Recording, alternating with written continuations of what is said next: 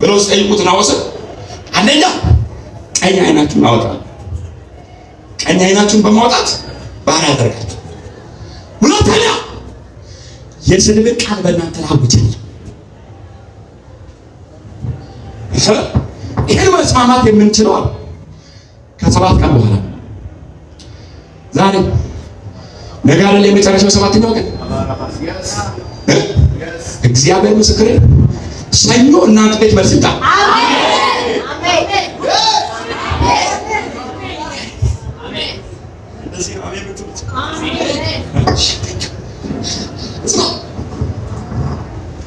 ይህን ትንቢት እኛ ቤት ቀረው።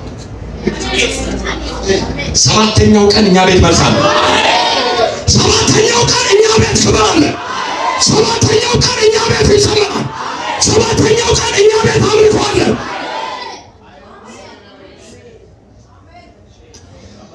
አንተ ቤት ይዘምራል።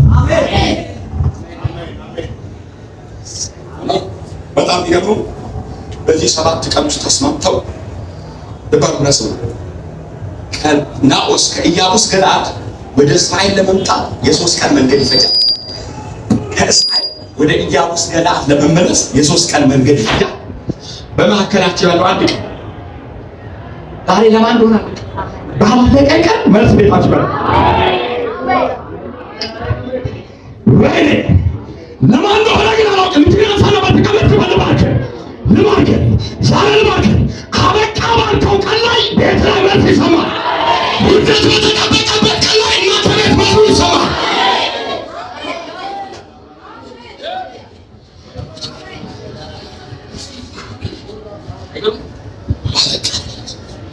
ከዛ ከኢያቡስ ገለዓድ የሚመጡ ሰዎች ሳቅ ያደረገ ሰው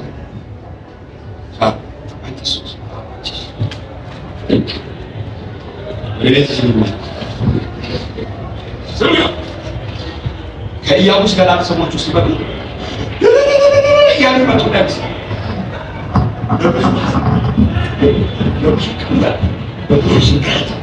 በብዙ ተስፋ መቁረጥ ውስጥ አገር ገፍተው ነው እየመጡ ያሉት። ምክንያቱም አዳኝ ፍለጋ ስማ ሲመጡ እርስ በርስ ነው የሚነጋገሩት።